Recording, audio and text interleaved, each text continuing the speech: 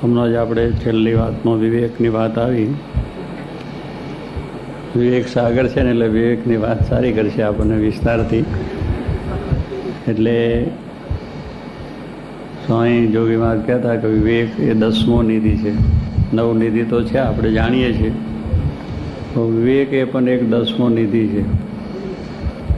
જો આપણા વાણી વર્તનમાં વિવેક હોય તો ખૂબ મોટો લાભ થાય છે. એટલે વિવેકની બહુ જરૂર છે.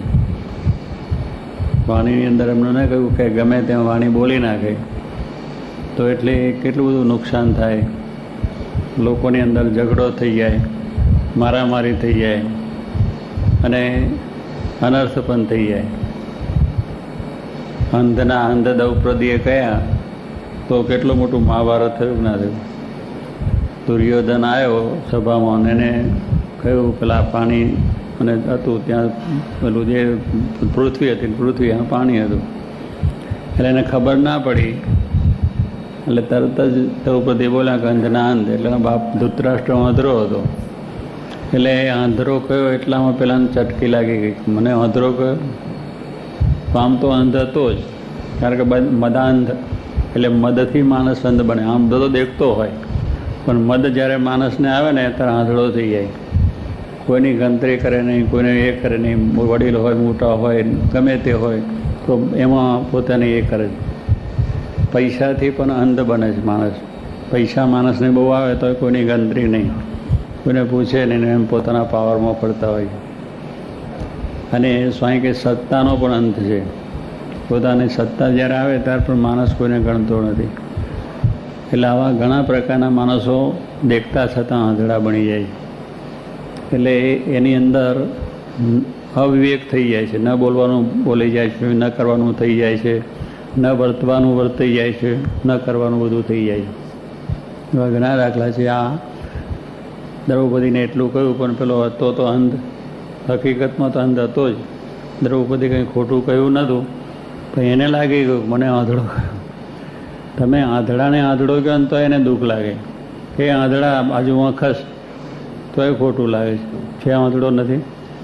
પણ આપણી વાણીમાં વિવેક ન હોવા થકી આવા ઘણા પ્રશ્નો થયા. એટલે વાણીનો વિવેક કયો? દ્રૌપદીએ વાત કરી હતી સાચી, પણ વિવેકથી જો વાત કરી હોત કે સુરદાસજી જરા તો વાંધો ના આવત. પણ સુરદાસને ભલે આંધળો કયો, તમે આંધળાને સુરદાસ કહો તો બહુ સારું લાગે. એટલે વાણીનો વિવેક થયો. બોલાવાની અંદર માણસને સુરદાસજી જરા બાજુમાં ખજો તેને બહુ લાગે મને સુરદાસજી કહે એમ. કારણ સુરદાસજી અંધ હતા અને બહુ સારા ભક્તરાજ થઈ ગયા. એટલે એની ઉપમા બની, એટલે એને લાગ્યું કે હું મને સુરદાસ કહ્યું, વાહ બહુ સારું થયું ને. અને પેલો આંધળો કે તરત દુઃખ લાગી જાય. એમ સ્વામી કહે છે વાણી છે એની અંદર જો વિવેક હોય તો બહુ મોટું કામ થઈ જાય. અને એનાથી આપણને શાંતિ રહે માટે વાણીનો વિવેક બહુ રાખવો, બોલવામાં કરવામાં. અંદર અંદર પણ આપણે જરા કરીએ છીએ, પણ વાણી વિવેક ચૂકાય ને તો આપણને પણ કેટલું દુઃખ થઈ જાય છે. અને આપણે બધું આટલું જ્ઞાન કરીએ, આટલી બધી કથા વાર્તા કરીએ છીએ, આટલા બધા શબ્દો સાંભળીએ છીએ, તો એ પણ ચટકી લાગી જાય, તરત જ એ થઈ જાય છે. એટલે દરેકને સારી રીતે બોલાવા. જોગી મહારાજ ટપાલી સાહેબ કે આપણે કહે એ ટપાલી ટપાલ આપી જાય તો કેમ નથી બરોબર, આપણે એવી રીતે પડકારો મારીએ. અને જોગી મહારાજ ટપાલી સાહેબ પધારો આવો બેહાડે, પછી પાછા જરા ટપાલ લખીને આપે ને પછી પ્રસાદી પાછી આપે. એ ટપાલ સાહેબ બહુ સારા, તમે બહુ મોટા છે, હા કાલે પાછા બરોબર આવી જજો ટાઈમ. બિચારો દરરોજ આવે, ટાઈમથી ને આવે. સ્વામીને ટપાલ દરરોજ લઈ જાય લો, અને આપણે લઈ જાય કોઈ આવે જ નહીં. બીજ દાડે ઊભો જ ના રહે કે આ મને આમ કહ્યું તેમ કહ્યું. એટલે આપણે કહીએ ને ઓલા ટપાલી લીધું. એટલે આવો સ્વામીની વાણીમાં બહુ વિવેક હતો. આપણે જોયું કોઈ માણસને દુઃખ ન થાય એવી રીતે હંમેશા બોલતા, અને એવી રીતે પોતા દરેકનું માનવાચકથી બોલાવાનું બતાવતા. એટલે નાની કોઈ પણ વસ્તુ હોય, બીજું હોય ત્રીજું હોય તો પણ એવી વિવેકથી વાણી એમની વાપરતા. એવા યોગીજી માને આપણે સાંભળ્યા છે. અને જેમના વિવેક વાણી ચૂકી ગયા છે એમાં આ થઈ ગયું, શબ્દના માર્યા મરી ગયા અને શબ્દે છોડ્યા રાજ. જેને શબ્દ વિચાર્યા તેના સરિયા. એમ શબ્દથી ઘણા માણસો મરી પણ જાય છે. કોઈને તમે કહી દો ગમે એવું વહમું લાગી જાય તો થઈ જાય. લવ્યા દરજીની વાત સ્વામી કરતા આપણે સાંભળીએ છીએ કે દરજીનું કામ કરતા અને એક પટેલને ત્યાં ખેડૂતને ત્યાં સીવવા માટે ગયા, લગ્નનો હોય ને ત્યારે પટેલ ત્યાં સીવવા માટે દરજીને બોલાવે. તમે મોરત બોલાયેલા કે નહીં દરજીને? છોકરા પૈણા નથી, હજુ બાકી છે. પૈણા તારે બોલાવજો દરજીને. એટલે લુગડા સીવડા હોય ને બધા એટલે બોલાવે. એટલે પેલો દરજીને પછી પટેલને વાડી હતી, એટલે વાડીમાંથી રીંગણા, ઓલો શું શિયાળાનો દિવસ હતા એટલે બહુ સારા કુણા રીંગણા ફર્સ્ટ ક્લાસ થયેલા, આમ કારા બંબર જેવા લાંબા ફર્સ્ટ ક્લાસ લીધે. એટલે તરત રીંગણા લઈને પેલા પટેલે લવ્યા દરજીને આપ્યા કે આપણું કામ કરે છે તો એને આપીએ, બિચારાને ઘરે કામ કરીને કરે. લવ્યાએ રીંગણા જોયા, આમ કારા ભમર જેવા લાંબા ફર્સ્ટ ક્લાસ રીતે જોયા, મનમાંથી થઈ ગયું કે હવે જ ભરીને જો આ રીંગણાનું શાક થાય તો ખાવાની બહુ મજા આવે, સારામાં સારી મજા આવે. એટલે મોઢામાં પાણી આવવા મળ્યું રીંગણા જોઈને તરત જ. એટલે હંચો બંધ કરતો ને ગયો ઘરે.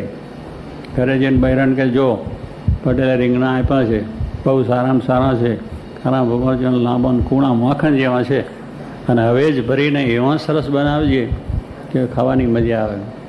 સારું, બૈરા કે મૂકો. મૂકીને પછી પાછો સીવવા માટે ગયો અને હંચાનો ચલાવવા માંડ્યો. પણ હંચો ચલાવતો ચલાવતો 12 ક્યારે વાગે છે આમ કાંટો સામું જોયા કરે, કારણ કે 12 વાગે હંચો બંધ થાય ને પછી ઘરે જમવા જવાનું.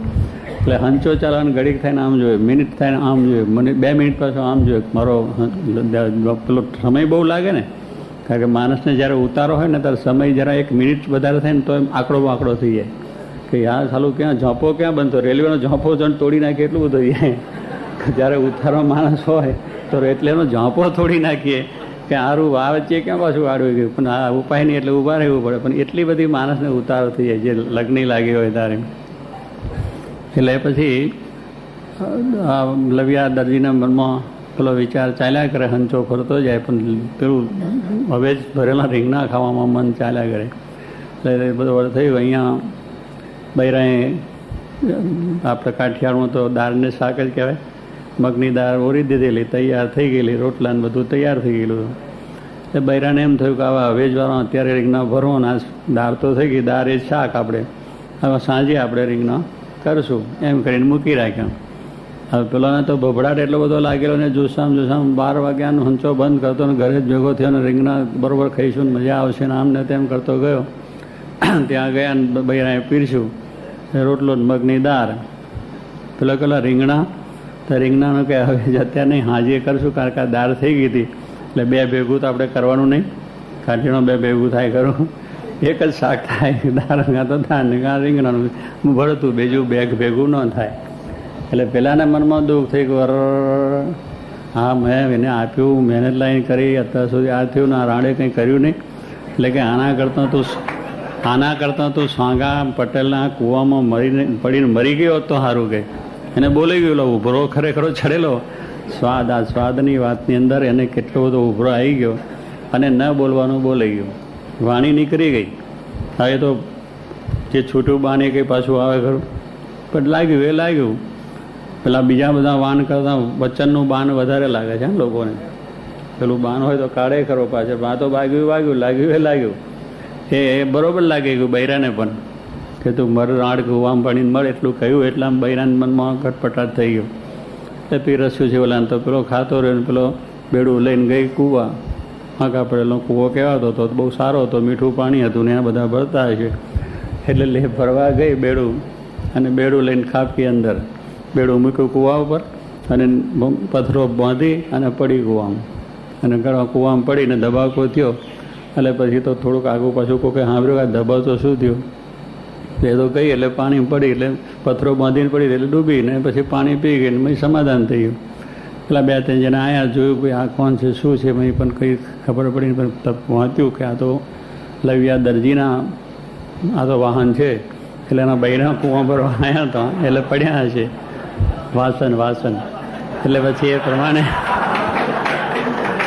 તો ભાષા આવી જાય, ભાઈ ભાષા છે ને દરેકને એવી ભાષામાં બહુ વાંધો નહીં. એટલે કહે છે ભાષા સુધારવાની વાત એટલા માટે કહે છે કે આપણે વચનની ભાષા સુધારીએ નહીં તો ઓડનું દોડ થઈ જાય.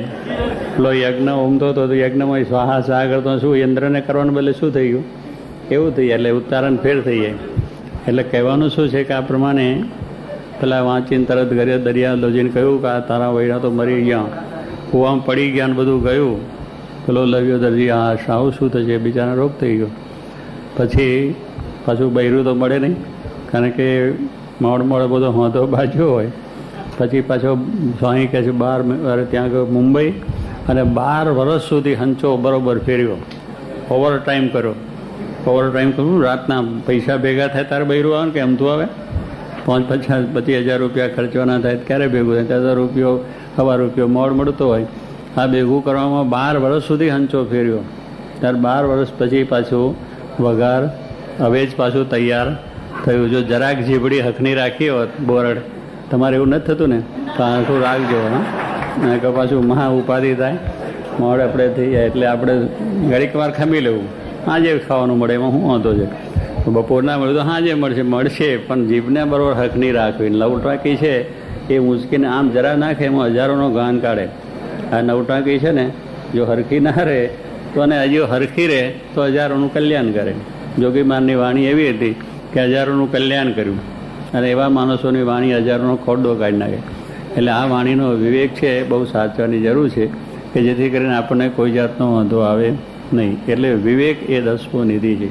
એટલે દરેક માણસે બોલવામાં, કરવામાં, વર્તનમાં, બધામાં આપણો વિવેક હોય તો ગુણ આવે લોકોને. આપણું જો વર્તન સારું હોય તો પણ એક આપણે જો વિવેકથી વર્તન કર્યા કરીએ, આપણા સાધુતાના નિયમ છે, ભક્તના નિયમ છે, સત્સંગીના નિયમો છે, આ બધા નિયમો બરાબર વર્તીએ તો માણસને ગુણ આવે.